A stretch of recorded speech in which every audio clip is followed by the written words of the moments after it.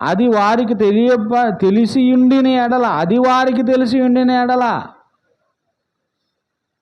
అది వారికి తెలిసి ఉండిన ఎడల యేసుక్రీస్తు ఎవరో తెలిసి ఉండిన ఎడల ఆ పిలాతు దగ్గర ఏసేయ్ అని యూదులు అరవకపోయి ఉందురు, శిక్ష వేసేయని అరవక పోయి ఉందురు. లోకాధికారులు ఎవరికి తెలియదు, అది వారికి తెలిసి ఉండిన ఎడల మహిమాస్వరూపియగు ఎవరండి? గ్లోరీ ఆఫ్ లార్డ్, మహిమాస్వరూపియగు ప్రభువును సిలువ వేయకపోయి ఎందురు.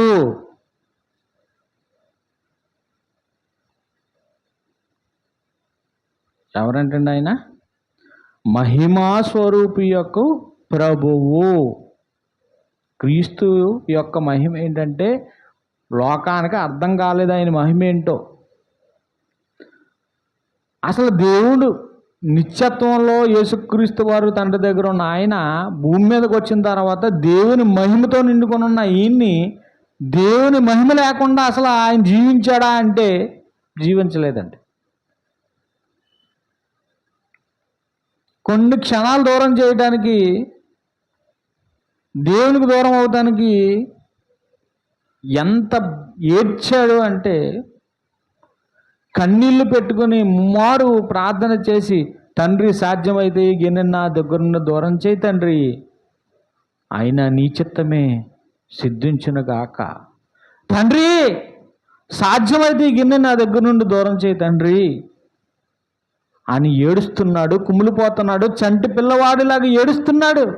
ఎవరు? మన ప్రభువు.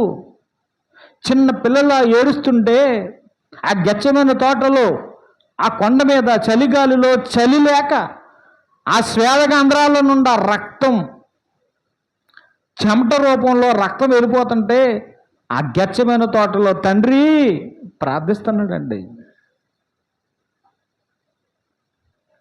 కొన్ని క్షణాలు నీకు దూరంగా ఉండలేను తండ్రి, కొన్ని క్షణాలు నీకు దూరంగా ఉండలేను. నువ్వు ఎప్పుడు నన్ను అట్టుకునే ఉన్నావు కదా తండ్రి. ఇదిగో నేను భూమి మీద ఉన్నప్పుడు ఎవరిని ఏం చేయాలన్న తండ్రి నువ్వే కదా.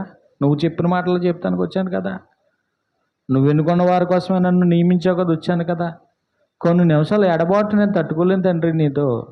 ఏంటండి ఆయన? నువ్వైతే, మనమైతే ఆ దేవుడు లేదు, గాడిగుడ్డు లేదు. ఈరోజు ఎక్కడికి వెళ్ళి ఆదివారం నాడు ఈరోజు ఎక్కడికి దిక్కు పోవాలి మనం. ఈరోజు బిర్యానీ తినడానికో, లేకపోతే ఏ హోటల్కో, లేదంటే షికారులకో. అసలు ప్రభువు దినం. అసలు నీకు ఆయనతో అసలు నీకు ప్రేమ ఏమాత్రం ఉందో అసలు ఈ ప్రపంచానికి? అసలు ఈరోజు ఆదివారం ఆరాధనలో లేకుండా పోయావు అంటే లోకానికి దగ్గరైపోయావు. ఈ భూమి మీద పోతానికి రెడీగా ఉన్నాను, రాసిపెట్టుకో. ప్రభు బళ్ళకి దూరమైన నాడు ప్రభువు విందు పిలిచాడు, తన పిల్లలైన వారిని రాలేదు. ఏ లోపానికి వెళ్ళు, లోకంలో పిలువు అందరినీ, వాళ్ళకి బిడే. తన వారు త్రోసివేశారు. కొన్ని క్షణాలు దేవుని వదిలిపెట్టి దూరంగా ఉండటానికి, తండ్రి నా చెయ్యి ఎందుకు విడిచావు? ఎందుకు విడిచావంటే నాయన లోక పాపములన్నీ నీ మీద మోయబడ్డాయి, అందుకు నేను పరిశుద్ధుని కదా. తండ్రి నీ చిత్తమైతే కనుక ఈ సిలువ త్యాగాన్ని కొట్టే. లేదు నాయన, అది నాకు వల్ల అవ్వదు. ఎందుకంటే రాజు తాను చేసిన శాసనాన్ని దాన్ని తీసే హక్కు రాజుకే లేదు.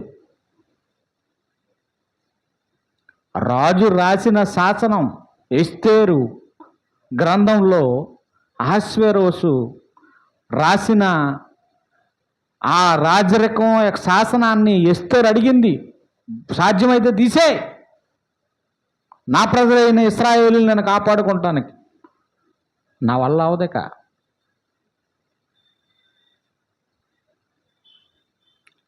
షడ్రక్ మెషక్ అబేద్నెగోలు కాపాడాలి, దానియేలుని కాపాడాలి. ఈ దానియేలుని ఎంతో ప్రేమించాడు అలా రాజు.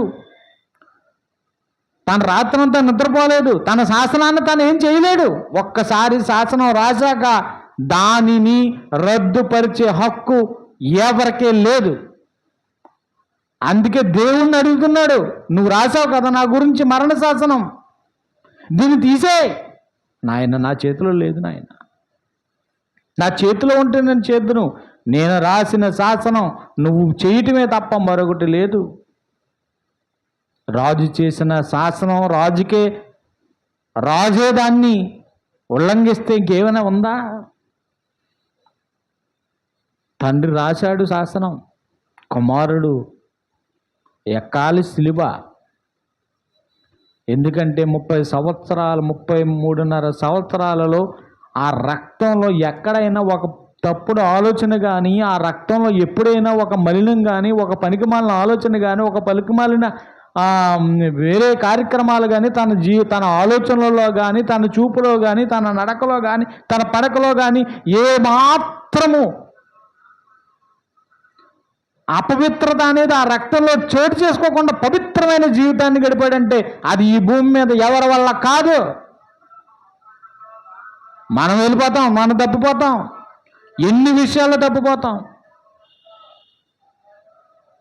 ఆ జన్మ బ్రహ్మచారిగా కామక్రోధ మదమత్యాలను జయించిన వాడిగా తన 30 సంవత్సరాల అడవిలో 40 దినాలు శోధించబడి వచ్చిన తర్వాత కూడా ఎక్కడ ఏ మాత్రము కూడా తన చూపులో, తన నడకలో, తన పడతలో, తన ఎక్కడ ఏ ఆలోచనలో కూడా సూదిమన మోపిన పాపం కూడా ఒకవేళ ఉంటే ఆ రక్తం పనిచేయదు.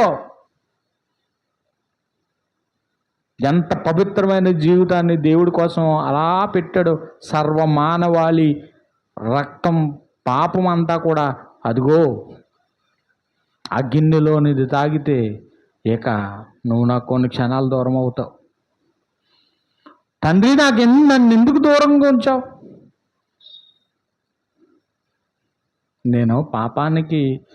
నేను పరిశుద్ధుని, ఆయన పాపానికి దూరంగా ఉండే పవిత్రులకే దగ్గరగా ఉంటాను. నేను పరిశుద్ధుని కనుక మీరును పరిశుద్ధులై ఉండండి. ఎవరు చెబుతారు ఈ మాటలు ఈ ప్రపంచానికి? ఎవరు చెప్పగలరు?